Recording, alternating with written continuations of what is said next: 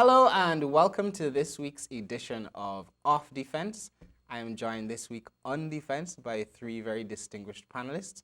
I'd like to welcome Dr. Thurain Durga into the studio. You're here as agricultural advocate. I know you're connected with all things agricultural. You've got an extensive history in that. You'll tell us a bit about that in a moment. We'd like to welcome back Mr. Norris Witter, Labour advocate, and Mr. Jinnah Rahman. Did I get it right? You're getting it right. Rahman, That's yes. You want your blessings to God here just I now? barely, see what I did there? I barely got it right, but it took me one episode. So thanks for rejoining us in studio today. And today we're going to be talking about all things agricultural. Again, it would make sense to do that because Guyana has vast amounts of land, and we're at that stage where there's a lot of talk about getting people into farming, agricultural diversification. Sugar is always on the table, as is rice, and problems with those two industries. And recently, where perhaps we could start the discussion, is on the recent closure of the Wales estate. So I don't know who wants to pick up first. I know you're all eager to talk on it, but there are a few issues that come up there. One being the fact that GuySuCo is one of the largest employers in Guyana, if not the largest employer, and thousands of people depend. I probably go to tens of thousands and probably above that. People depend directly and indirectly on incomes earned through the sugar estates and sugar-related activities, as the same with the rice industry. So I just wanted to use some of your expertise, if you lend some of your knowledge, to sort of understand this issue in particular, and then take a more general look at sugar in terms of where it's been and where it's going in the future. And I guess with your skill sets and vast wealth of experience, we could start to examine the labor aspect of it, the production aspect. Is this something that is timely? Is it necessary? And what's possible? So you guys have been on the ground. Maybe if you like to start. We were there yesterday, me and Dr. Durga. We went there particularly. I'm sorry we missed our good friend, Mr. Witter. He had some other things to do. But we were shocked, really, at the level of understanding, deep understanding, that particularly the younger workers in the factory and in the field had about their industry. So how many workers are affected here? So we get that off the bat. 1,700. 1,700 workers. 1,700 workers directly. But what we were informed quite accurately about, I think, misinformation being given out by certain people who are involved in the industry or who are spokespersons for the industry, that they have not seriously consulted with these workers. And it bothers me. You know, my history is that apart from being a rice farmer, an advocate for rice farming, we also used to be planting sugarcane.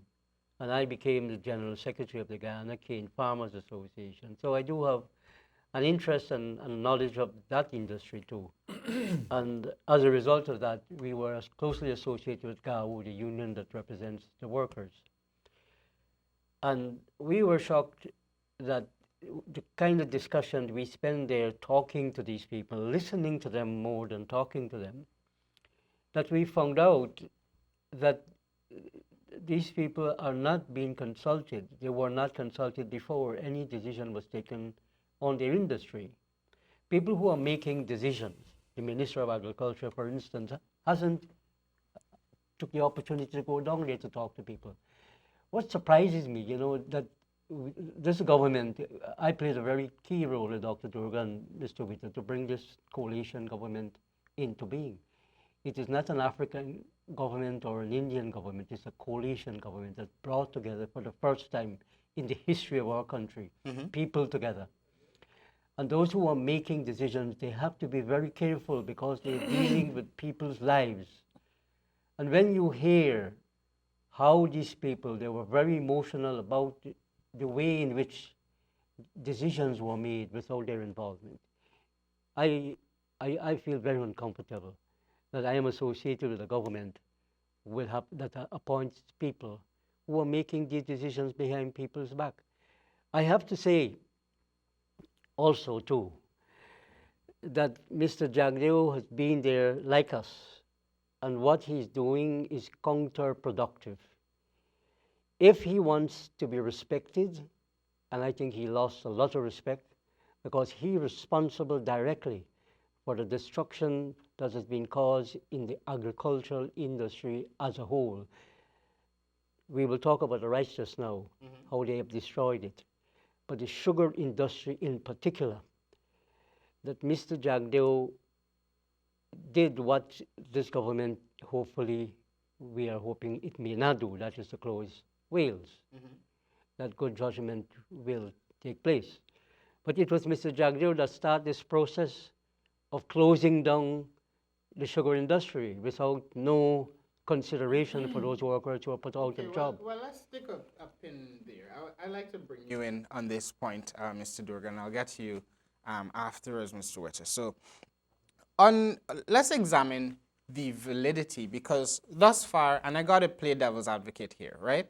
So thus far, you've looked at the fact that the sugar workers that are on the estate that's being closed are knowledgeable about their industry, and naturally they will be getting emotional about it because it represents some loss of livelihood, right? And the other point of contention is that they weren't necessarily consulted too much. They were not properly They weren't consulted. properly consulted.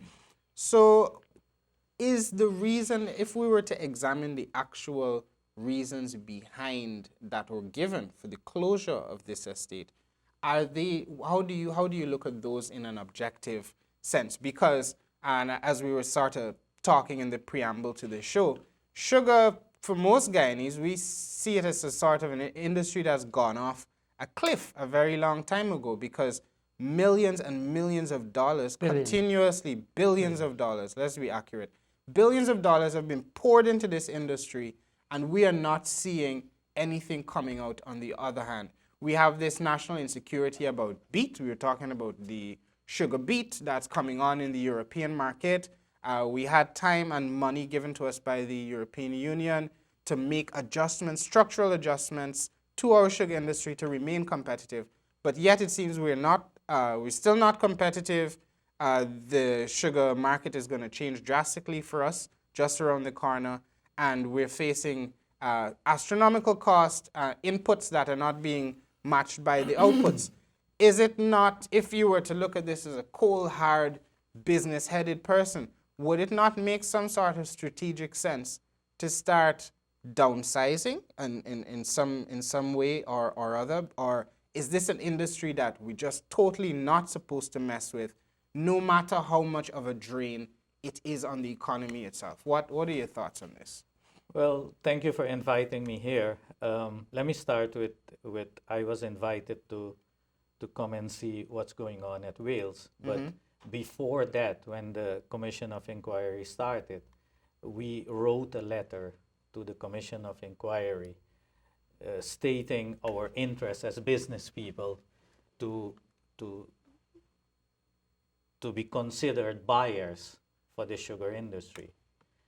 And I have to say that How many business people?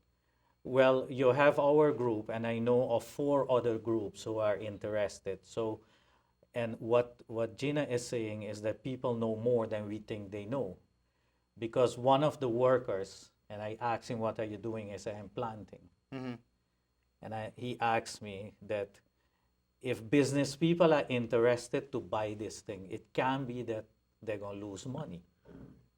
So I start to believe that these people know their stuff more than apparently the people who are now in charge know their stuff. But does that plant man understand the dynamics So of a now- free market economy where sugar's maybe being speculated on the world market? Now the dynamics of it, I have to bring you back to the rice industry and compare it with what is happening with sugar now.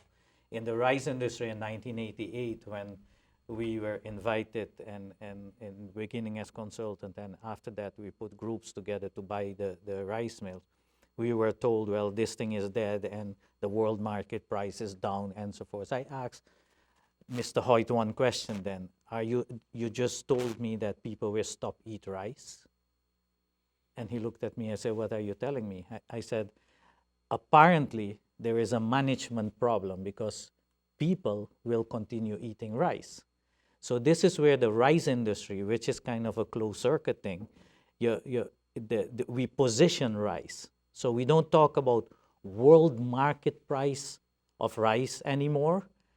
And that is why when I hear that people in high positions talk about it, I know a few things for sure. One, they know nothing about rice except eating it, and the people responsible for it are being guided by big business.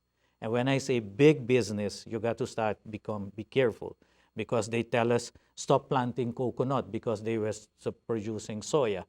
Let me stick in sugar immediately. We start to produce beet sugar. We use all kind of chemicals, you understand? We subsidize our farmers to produce the beet sugar. And we come in these countries, do the same old thing and tell these people, you know what? You should close down your sugar mills. They're not feasible because this is the world market price. So you mean foreign elements? Yeah.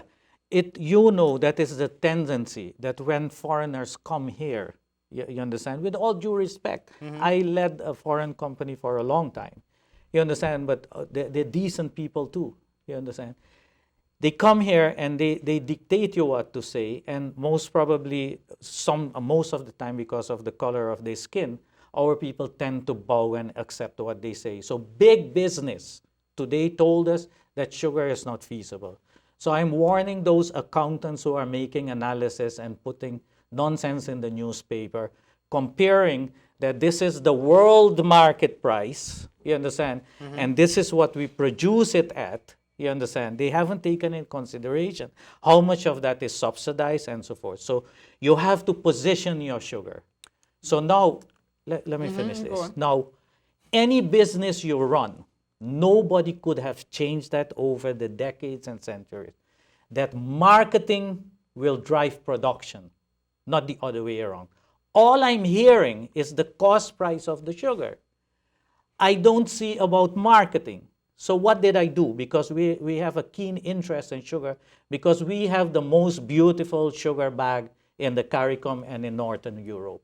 And we saw sugar from everywhere. But we sell cane sugar specifically at the right price, because in quality, in health, beet sugar doesn't come even near to cane sugar. But isn't it chemically similar, the sucrose, if we were to look at the chemical but composition today of the people sugar? are conscious about health. If you take the artificial sugar, it warns you that you can get cancer out of it. But that's aspartame, if I've pronounced it incorrectly, the artificial sweetener. Yeah. I'm started looking at the chemical composition of beet versus sugar. No, beet versus cane sugar, beet sugar can't win. Never. You understand? But it's how you're going to market it. So what I did is I asked for a meeting with the marketing division of Gaisuku. And what I carefully found out is that the old contracts, which were made 23 years, over a period of 23 years of PPP, which I call most of them corrupt contracts, are still existing. You want to save sugar, you start to fix marketing. So explain about these contracts. How do you mean these contracts? Well, for instance, a market vendor in Suriname is the representative of Gaisuku. Unbelievable. To the country. Yeah. Mr. Gopal in Trinidad is the sole distributor of Guyana sugar. You understand? So what do you have there? Because he has a monopoly. Alesi imports sugar out of Guatemala, pays the duty, packages beautifully, sells it more expensive, and makes a profit. Otherwise, they don't do it. So you need to fix marketing first, and then you will see what to do. And what I'm saying, just like rice, we have built these industries. So what we have to do is consolidate these industries at the levels we are, or have a candid and proper discussion at what levels you're going to consolidate. Fix your markets, and in fact, you have to fix your markets first, identify your markets, and then say, well, this is what we're going to produce. Now, the hurtful thing in what I heard yesterday is apparently somebody is lying to these workers. Because what we heard there is all the bridges are damaged. All the bridges are concrete and in excellent condition. So the workers, they say, they're lying to us. They said the factory is no good. The workers in the factory say, Mr. Durga, you can't go in, but if you can get permission, come, we will show you that we fix everything, we're ready to start grind. Then I hear that, well, this factory is 100 years old, you can't get spare parts for it.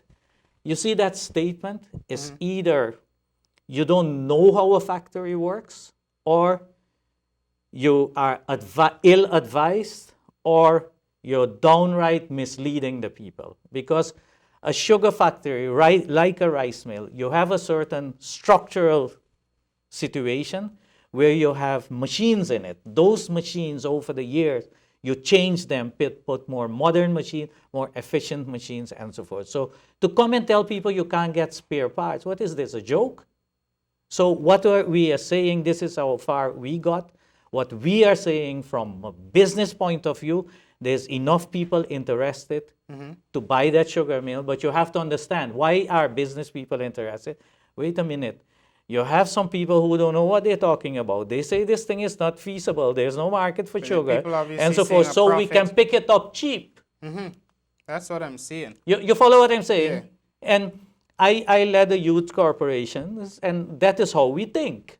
We can pick it up cheap. The only thing is that we have learned over the decades, because it's a company of 3 generations now, that the only thing to sustain you, and we're proud we never had a bankruptcy and that sort of thing, is when you have fair trade.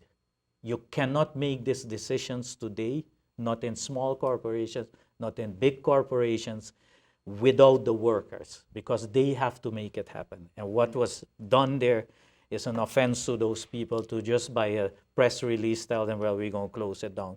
When you see the suffering there and people how they're concerned, it's a crime. So Okay, well, bottom line is that show me the marketing and be candid with me. You understand? And I will show you the solution, because there's no need to close down them yet. In closure, what I want to tell you as the introduction, let us take rice. In 1988, we started to restructure rice when I convinced them that there is a market, and all those mills which you consider scrap, we're going to bring them back. Mr. Hoyt make one decision. Never again will there be a monopoly. So we couldn't buy all the mills. The mills were sold to several which things. company is this? This is Alisi. Alisi Rice. Yeah.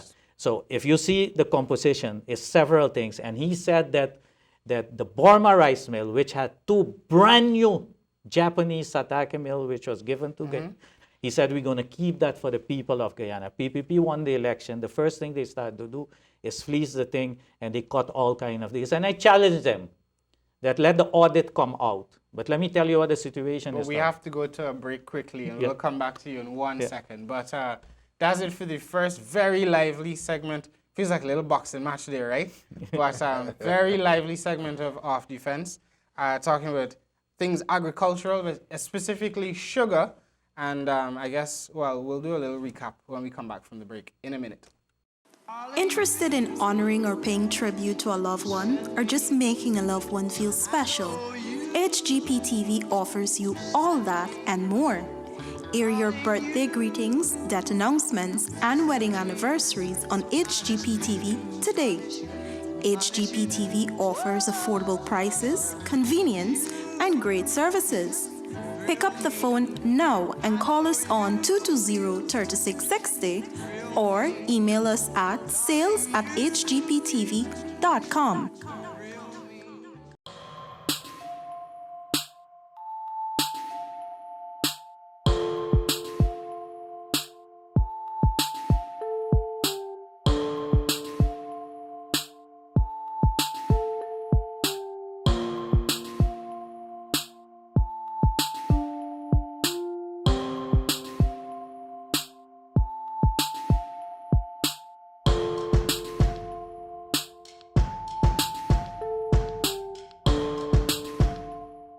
HGPTV is looking for marketing and sales consultants.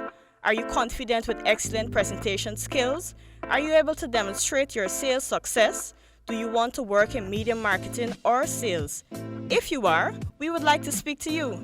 Please contact Ms. Carl Felix at carlfelix@hgptv.com. Please reply immediately.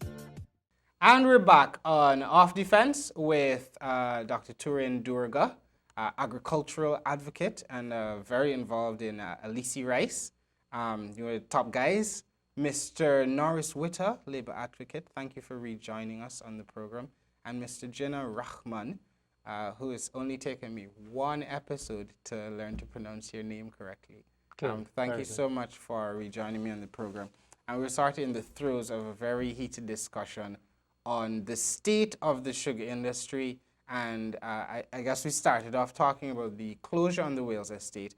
And from the commentary so far, I can see that perhaps there is some deception or there's misinformation there or information that's being communicated that's not fully clear. Like, are the bridges broken? The bridge is not broken. Is the factory operational? Is the factory not operational? And you've really been driving home the point, Mr. Durga, that marketing needs to be given a sort of focus, right? If we have a situation where one market vendor is controlling Gaisuco's output in Suriname and we have monopolies in other countries, well, naturally it seems that perhaps we're not making as much money as we could be from the industry, especially if business people are trying to get in there and get a foot in the door, picking it up cheap. Because if the business community, if private sector is looking at your national industry with hungry eyes and want to pick it up, that to me is a sign that something could be fixed on a state level, because right, that means that it could work.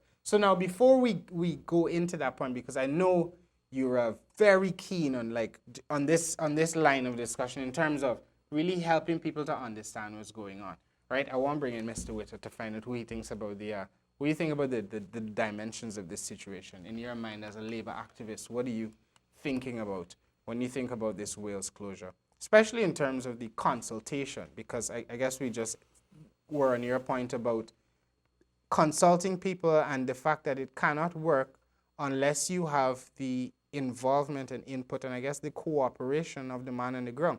Because if they decide to put a big brick in your punt, as we saw in the papers a few months ago, I don't know who put a big brick there, but if your workers decide to sabotage you, then you're up a creek. But what do you feel coming from the people, and what are your thoughts on this whole situation? Okay, thank you. Before I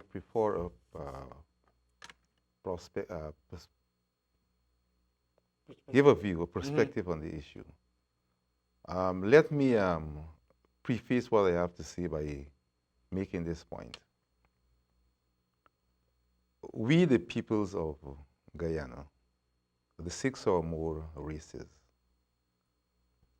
are the descendants of persons who came from practically all the continents on this earth because of sugar many, many years ago. Sugar was king. Sugar was in fact referred to as Buckhorst Guyana empires. King if people don't know that yet, go read the history of sugar. It is fascinating. The reality is, the stark reality is that sugar is in fact in crisis. We are talking about an industry that is indebted to the tune of $78 billion. Oh my God. Well, you know, Jennifer Westwood could help pay back some of that money. $600 million could go far. Just the say state is subscribing in excess of $10 billion per year to subsidize. And just sticking a pin there, whenever you hear the word the state, the government, think we, our tax money, collectively. There is no state. We are the state. But yeah, continue. Yeah. I'm happy that you see that, because the next point I wanted to make is this, is that this industry is owned by us. It is our industry. But it is kept in trust by the state. Therefore,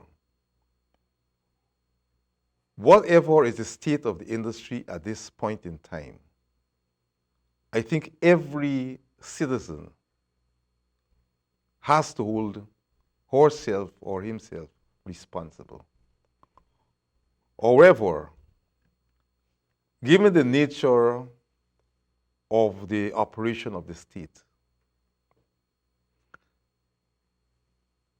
they who administer the state from time to time, or who held government from time to time, must perforce be held more responsible than the individual citizens.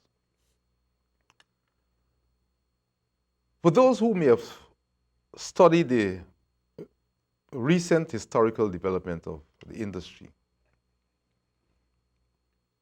were they to be very candid about the industry, would apportion blame to both the previous and the current administration. The fact of the matter is that Gaisuku has been made a victim of power play between the major political parties. And we, the shareholders of Gaisuku, have become collateral damages as a consequence. So you think this power play, just to keep it moving, right? Do you think this closure of this estate has political, it's politically linked? And if so, and it is politically linked, let's if that were the case, right?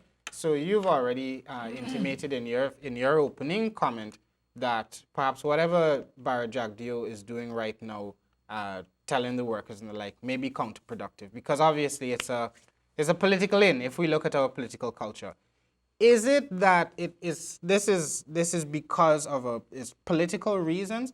And if so, would it be really strategic for, say, a coalition government that is, while it's coalition, many people associate them with a more Afro-Guyanese dispensation. Would it be strategic on their part to close down an estate that that their opposition or the now opposition could literally run in and say, you see, we told you they wouldn't have your best interest at heart? Or does there have to be a more logical reason? Well, before I respond to your question directly, let me make this, I think it's important that I make this point as a trade unionist. While as a trade unionist, one ought to be concerned about workers' wages, conditions, etc. I think primary in the objective of unions is to ensure workers' security of tenure, job protection. Because one cannot address their needs, whether physiological or otherwise, unless they can earn, right? So that's primary. And therefore, no trade unionist that worth his or her salt will take very kindly workers going on the breadline. That point needs to be made. However, one needs to be pragmatic also, in the sense that much more damage can be done to the nation and to the citizens if an industry that is hemorrhaging the state is allowed to continue and to eventually collapse. Right? The stark reality is that Gaisuku in its present state cannot be competitive on the world market. At the moment, Gaisuku cost of production is more than twice the world market price for the product. More than that, the employment cost at Gaisuku hovers around 60% of its production costs. And we're talking about, with the exception of the Skeldon factory, which has been a disaster so far. Can we add total before that? Total disaster. Okay, that sounds better. I feel more at peace. All the other factories that are currently in operation are in excess of 100 years old, with the exception of the packaging plant. What that is saying is that, and the statistics will also bear out the fact that the majority of these factories are operating below 75% of their rated capacity. And Wales is about just around 55% of its rated capacity. As these factories age, the rated capacity will diminish, which means that the cost of production will increase. And one must also take into account the fact that wages and salaries will not remain static. Therefore, the percentage of wages and salaries in relation to the cost of production is also likely to rise, right? Now, that paints a picture where it will make the industry more and more non-competitive. And you must also take in the fact that basically we are sliding to our doom. yes. Now, And if one look at Guyana's contribution to world sugar output, it's just it's a speck in the ocean, right? Unfortunately, what has brought us to where we are is what I would consider to be missed opportunities. And these missed opportunities arose out of the fact that the power play between these parties did not allow these opportunities to be taken. Now, for instance, during the period, let's say 1976 to around 1985 or thereabout, when the PNC government was in power, during that period, the price of sugar was the highest on the world market. That was a time where the opportunity should have been taken to retool. to use the excess liquidity. Right. Now, what happened, right? Because of the politics of attrition, it was during that period that the opposition party, the PEP, chose to call strikes and to destabilize the industry and so on. We had the burning of canes and a whole lot of things, sabotage and so on, right? And because of the constant act of destabilization, I think that is what drove President Hoyt during his tenure, right, to saw the necessity of getting out of sugar. As a matter of fact, he was preparing sugar for divestment at that time, right? So it would not be something that could be a sort of tool of political right. However, tension. when the PPP came into office in 1992, They inherited recognizing the problem now that right, well, what they did, they helped create. they this recognized, they inherited an industry that they had contributed towards its destruction, right? So they were, and recognizing that the majority of employees within the industry were their supporters, right? An attempt was now being made to save that industry, right? Because the notion was that to the extent that you can provide employment for your supporters, which translated into risk, however, to that extent, you can wield some degree of control over those persons, right? Unfortunately, and you see what happened, there was also some failed opportunity too, because one of the things that the PEP ought to have done on assuming office in 1992 was to seek to do what the PNC was unable to do. That was to retool and to mechanize. But retooling, modernizing, and mechanizing would have meant retrenchment, right? And that's something And that would not have want to been risk politically, correct. right, expedient for them to do, right?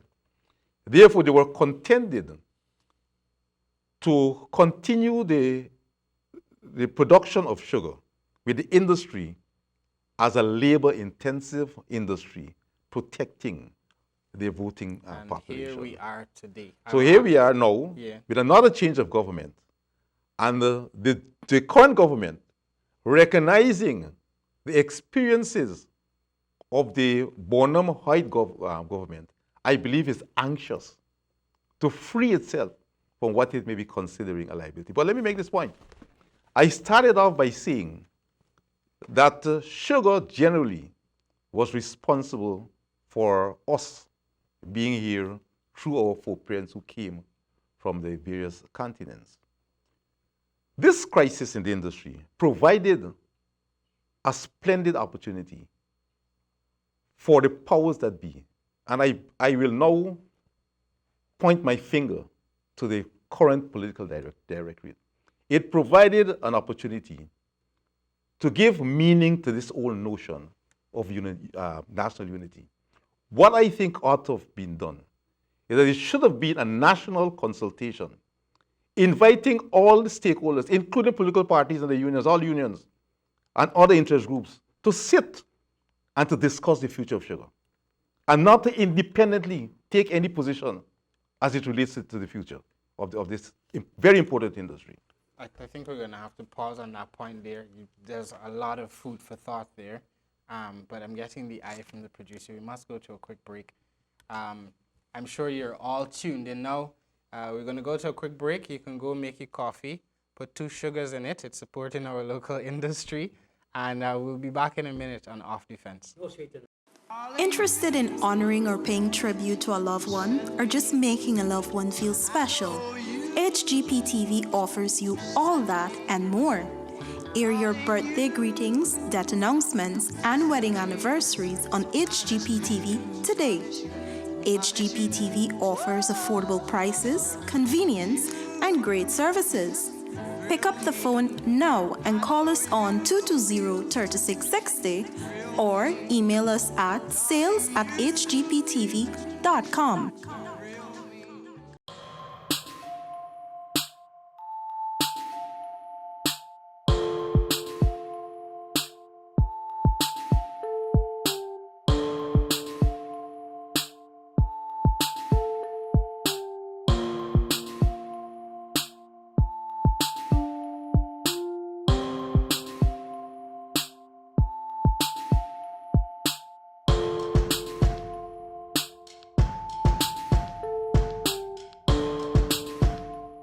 HGP TV is looking for marketing and sales consultants. Are you confident with excellent presentation skills? Are you able to demonstrate your sales success? Do you want to work in media marketing or sales? If you are, we would like to speak to you. Please contact Ms. Carl Felix at carlfelix@hgptv.com. Please reply immediately. And we're back on Defense today with 3 fantastic advocates. I see the distinguished panel once again. I've been starting this way, left going right now, start right going left. Welcome back, Mr. General Rahman. Rahman. All right, got it 2 times out of 3. My last name is Bailey, you know, so I can barely get it sometimes. So, and other times, I'm not going to get it. I'm barely getting it. Agricultural advocate, rice farmer, you're in the industry, you got your fingers and ears everywhere. Trade unionist, labor advocate, Norris Witter, thank you so much for joining us again and giving us some of your humane social perspective on the need to protect workers' rights. You really hear a lot about workers' rights these days. And Mr. Dr. Turain Durga, agricultural advocate as well, and is it director of the Alisi Rice? I'm still president of the board, but Yeah? I'm the retired CEO. Retired CEO of Alisi Rice. So you're probably eating some Alisi Rice at home right now. This guy is the one you have to thank that don't have any weevils going around it, and it's nicely packaged, you know? Yeah. Thank you. So Thank you. we just left the train of thought off on, we're talking about the industry. We started on this wheels industry, and it's come to this general sense that we've had opposing, sort of diametrically opposing analyses of the sugar industry. One from you, Mr. Witt, that I think encapsulates the sort of time span, give a really good historical rundown of what's been happening with the industry since like the 70s. And we can see that this sort of political culture in Guyana of this back and forth and this sort of, I say, this sort of unofficial war that we've been waging against each other, sister and brother, especially fought over racial or ethnic fault lines, has sort of damaged an industry that brought us all here together as a people. And rightly so, you're looking at the figures just like many people are doing in the newspapers and saying, this industry is hemorrhaging money. If we don't bite the bullets and perhaps do some retrenchment or look to make some structural adjustments, perhaps it is we're going to slide fully into the pit, because looking forward, the world price for beet is, the cost of production is 2 times less than what Guyana is outputting and the like. And on the other hand, we've got you, Dr. Durga, that's saying that, well, if we look at the marketing and we were to re-examine all the markets that Guyanese sugar is currently present in, then as a businessman and part of the business community, you see that this industry still has a chance to save itself, is still salvation, there's still money to be made from sugar. What do you make of Mr. Witter's analysis? You can cross stock rules in effect, you can jump in here, and the other thing I want you to do as well. So what are your thoughts on the analysis, and where do you think all the confusion is coming from in the public as regards what is possible? Is sugar dead? Is it not dead? And here's something I really want to know, if anybody here can tell me. So I lived in the UK for about eight years or so, and it used to fascinate me when I'd go into the supermarket and I see Demerara sugar, right? There's Demerara, all sorts of Demerara sugar. Isn't that something that, seeing as we have the county of Demerara, is that something we could brand, or Is it branded? I don't know if we own the brand. It was a Taste and Let me Lyle explain thing. to you. The Demerara sugar you see there comes from Mauritius. Mauritius, do they have a Demerara as well? I'm not even interested, because you can do branding in several ways. If you see an Alesi bag, it says watered in the Amazon.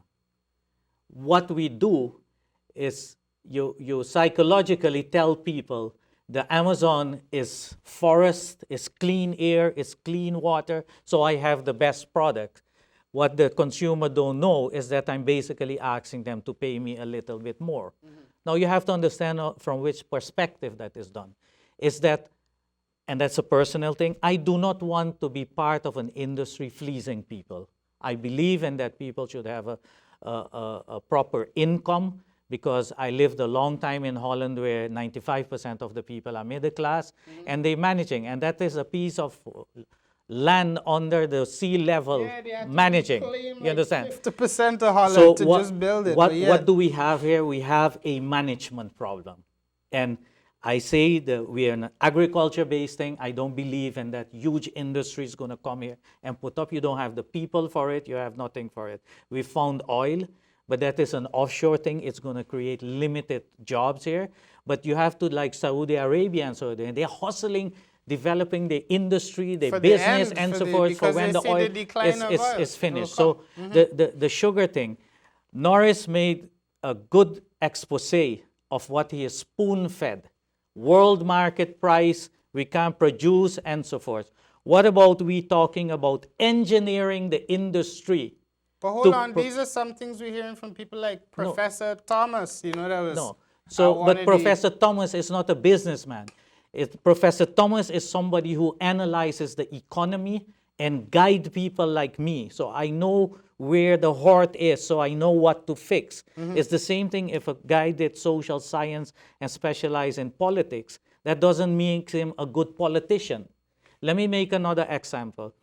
When rice was subsidized in America, the Americans went to Indonesia and told Suharto there that you people cannot produce rice at the price we can produce it. So you need to buy the rice as cheaper and shut down your rice You industry. went to General Suharto and said that. Yes. You So were- what happened? Suharto bought the rice from him. Some of it he got as a gift. You know what happened within 3 years? The rice farmers chopped him and took him out of power. And today, Indonesia is producing 80% of its needs in rice. Take Sri Lanka. Sri Lanka was importing 1 million ton of rice. Today, they're rice sufficient. In Thailand, where I'm an advisor to the government, you understand, the farmers, the city people can't win an election because the farmers are doing well, to an extent that corruption stepped in again. And let us take our rice industry now to give a good perspective. While Hoyt, the then head of the GRDB, had told him to resign, you understand, which he did because there was an obstacle. Today, there's the head of the rice industry again. He's the chairman. I see in the newspaper, I see the same people we had to battle to position Guyana rice to get the right price. I see the minister and the general manager in a big picture saying these are the guys going to sell our rice. Now, it's very simple for me. While we, the local export, world known, they can Google people like me, my name, there are more Guyanese, you understand, who are leading in the world in advising and bringing these industries and protecting farmers in the lesser developed world. I see those same people come here and spoon feeding our people again. I see the old entourage is back. So what is the result of the rice industry? It's going down. You know how many times I spoke with the Minister of Agriculture? I think 2 weeks after he was appointed, 15 minutes. So I accepted that he has his own professionals to do it. But 8 months down the road, let me tell you, it's a disaster, the coming rice crop.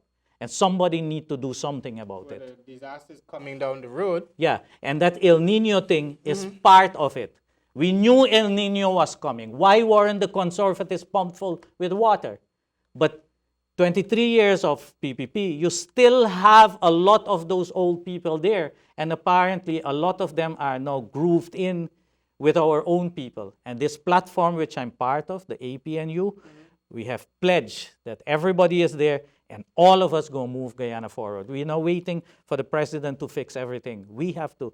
The president is bent on creating the platform where we can work, so we got to work. So if our own people are doing nonsense, we need to tell them. That's why I'm annoyed that those workers are being told lies. So you firmly believe, based on your experience. Now I want to answer my extensive- friend Norris, where he said, we are a minute producer of sugar. Can we please position our sugar in the markets where we can make money as a quality product, produced which is non-GMO, and so forth. Look at an Alesi bag, and you will see how it's marketed in North Europe, and people are paying us extra for that. So we need to position sugar, the approach to save the industry, and we should not let it go down because people will not stop eating sugar. People will prefer cane sugar above beet sugar, but we have to position it. So it starts with marketing. Marketing have to drive the production. And as someone that does marketing and advertising, I think it's important to explain what you mean by positioning. Just before, we got to come to a quick break, but just before we get to that, and I know, Jenny, you're anxious to get back in, right? But before we get to that, I want you to just explain in your words, what do you mean when you say positioning a product? Let me give you an example. Rice get everybody they talk world market price. We laugh at them because they not even know what they're talking about. We created what we call a rice index. That's the average where you say that's the rice position in the world. Now you got to see that which are the markets I have a cheaper freight, which are the market which my Minister of Foreign Affairs will make a trade-off, like China and America doing. Why do you think Iran is freed up? Because they need jobs in Europe, so Iran can come and buy jets from Boeing, from Airbus, and so forth. That's why it is, not because they love the Iranians and they want to fix the problem. It's all business, it's big business. So in the case of Guyana, when you talk about positioning, I'm looking at the CARICOM market, but not with the contracts the PPP government has made, where every contract, there's some crookedness in it. There's some people getting a kickback and so forth. You understand? Not what they told me in the meeting, that, oh, you cannot package sugar. When I show them the Alasis sugar bag, I say, you check it in the Caribbean. We're popular. And it's not your sugar because you don't want to. Because they have a monopoly of exporting it. You had to package Guatemalan sugar Yes. instead of Guyanese Of Guyanese sugar, because they created this monopoly. It gets worse. In Guyana, you will see Alasis sugar in the shelves, and then you won't see it again. Then you will see it, and then you won't see it again. You know why? Because I can't import the cane sugar here, the brown sugar. So I have to buy it from those people who are good with them and become a distributor. So we have to buy it locally. We mark it up with 30%, and when we put it on the shelf, it's sold out. You know why? The packaging is right. The branding is good. You understand? And it depicts those people who made it happen over the centuries. Why a cane can't cutter. we get that right with our packaging facility? We have a packaging facility for sugar. That question was asked to me if I would be interested in the packaging plant. And I told them, no, because we would have built it at 1/3 of the price you paid. I think we're making a basic mistake here, though, right? In our comparison with rice and sugar. Rice is basically a peasant industry, while sugar is a state-owned entity. The other thing is that rice, It became a peasant. rice is a staple.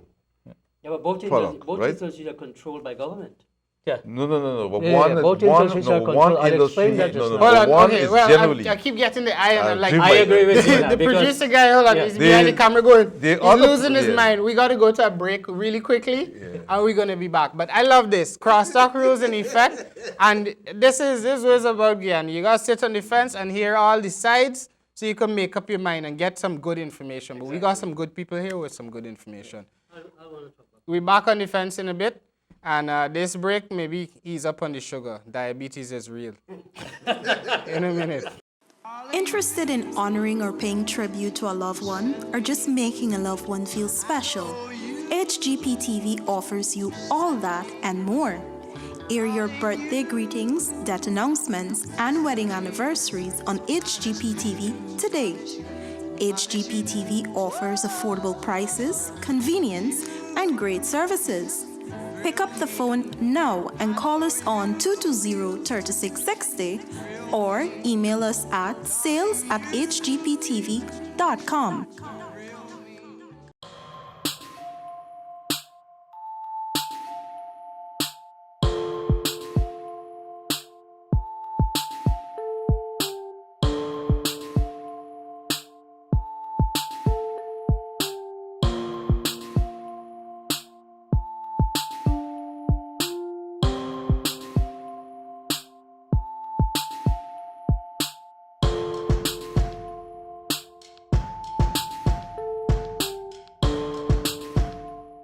HGP TV is looking for marketing and sales consultants.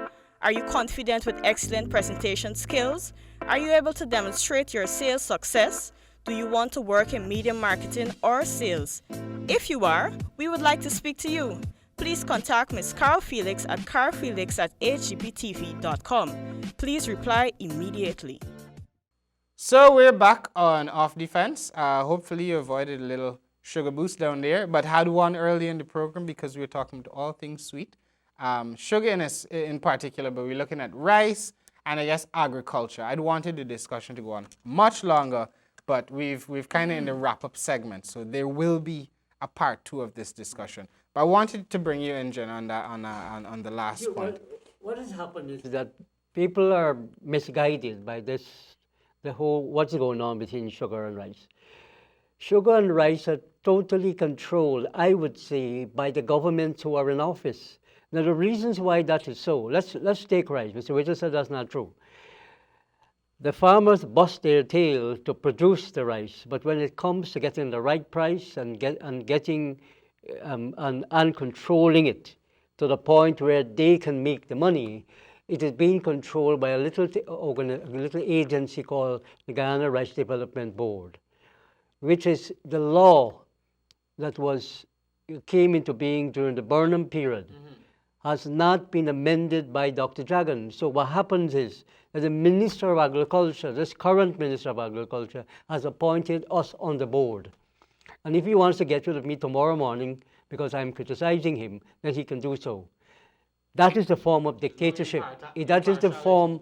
The only reason why he can't get rid of me, because I'm part of this coalition. And I went around campaigning for this government. So that I need to let him know neither Nagamutu can take me off of the board, because I campaigned for the election when Mr. Holer was sitting in his house. But, right? but this should not be about who campaigns or who campaigns. The point is, right, and I have said many times that Mr. Hole is incompetent, and he shouldn't be in the position that he's in, and the people who he's appointing, people like Jarvis, who are permanent secretary to the Ministry of Agriculture, should have been gone a long time. That's what Mr. Durga and Mr. Wilter are saying, that this government, this coalition government, which I am effectively part of, because I'm campaigning for the local government election, and please vote for me. I am Let saying... me show my vote for Gina's shirt. I didn't wear it. I am saying that we are not going to make the kind of progress that is in our manifesto unless we continue to remove people who are obstacles to progress. The institutions of power, the PPP was in office for 23 years, and I need to make this point, and they have manipulated and controlled the state machinery to such an extent that when Dragon was in opposition, was saying you had square plugs in wrong hole. Well, this is what the PPP did for 23 years, that they placed square plugs in wrong hole. Now, what's your fear now? That is why we are saying that you've got to continue to remove, regardless of what they may say about ethnic cleansing, that there's a lot of people there that it's got to be removed because they are corrupt, they are inept, they are incompetent. And unless we do that, we continue this process of clearing out the mess. As we are cleaning up Georgetown, we have to clean up some human mess that we still have in government, and they're going around. Some of them are behaving as if they have switched, but we don't want to switch. We want fundamental changes in this society. We fought for that in every aspect. The question about the rice industry is still controlled by government, and unless we restructure the rice industry, it's in our manifesto, and I am going to fight tooth and nail on the board or outside of it, that we totally restructure the rice industry so the rice farmers can control it. The President made a significant announcement, and we want to use this program to thank him and congratulate him that he stuck to the guns, that he in his speech in Parliament, he has said that we are going to establish the stabilization fund. Time doesn't allow us to get into that, but that was Mr. Durga's drumbeat. He wanted that to be put in place because he didn't want to see. He understood it, he experienced it in other countries, and he wants us the farmers to experience it. The rice farmers must understand that the stabilization fund is one, not the total solution, but one of the many things that has to be put in place to stabilize the rice industry and make it profitable and get the rice farmers a good price. The second and most important thing... We actually have to... One last thing. Go on. The second and most important thing is the setting up of the agricultural bank. And you talk about why Guyanese of African descent, young ones, don't want to go in the rice industry. Not just that, but I'm looking at the ethnic split in the agricultural industry. Well, that is there is obviously an imbalance. It is happening because the last government destroyed the bank, the Ghana Agricultural and Development Bank. They destroyed it. They just closed it down, and that was the key to actually get microfinancing, because Mr. Yossi Prasad, who controls IPED, the farmers are paying 18% interest. One farmer came to me the other day because he can't pay back the money to IPED. So this is we have a crisis, and the crisis was caused by the PPP.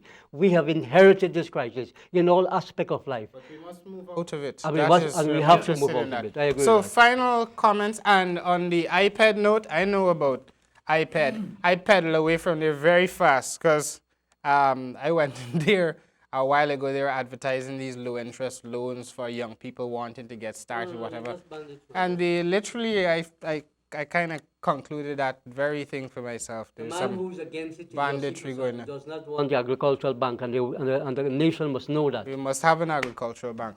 Any final wrap-up comments? I mean, there's so many signs coming from behind the camera at the moment. You would believe that is a dancer, right? It's like, wrap up. No, But this is a fantastic discussion, so let's just Very closing short. thoughts. Very short. We have rice, we have sugar. Those industry we are masters in it. You understand? So let we fix it, and we will fix it from a marketing perspective, not an intellectual exercise of accountants who know numbers. They don't know business. Intellectual masturbation. Yeah, so we have to approach it from a marketing point of view. Gaisuku is sick, ill, very ill. You understand? Because the marketing aspect of it is completely corrupted. So that has to be broken open. You have to have free trade of sugar, and the private sector will take care of it. And just like rice, we fix rice, we now have to fix rice again. You understand? But with what we now have in agriculture management, I can tell you rice is dead, you understand, and sugar is dead. We need to fix it from a marketing perspective. A lot of people have a job, and those jobs can be enhanced and made better as we did in the rice industry, and we're proud of saying it because we did it. The PPP destroyed it. That is the reason why business people like myself went into the arena to remove them, because 1 year before the election, we warned them that if you continue, you're going to kill the industry, and they did. And they kept going. Yeah. Okay. Final thoughts from you, Mr. Ritter? I think that the announcement to close the wheel estate was precipitous. I think that it is not too late for those who made the statement, the board and the government, to step back on that position, engage the stakeholders, have a national conversation, and if at the end of that conversation there is still a desire to exit, the state to exit from wheels, then they need to work out an exit strategy in collaboration with the stakeholders, which may not lead to the closure, but you may probably have an investor who may be willing to buy. So the place can be sold as a going concern. Okay, fantastic. Gentlemen, I'd like to thank you from the bottom of my heart for joining me on the program. Once again, you guys out there, Dr. Thurin Durga, Mr. Norris Ritter, Mr. General Hammond, thank you so much.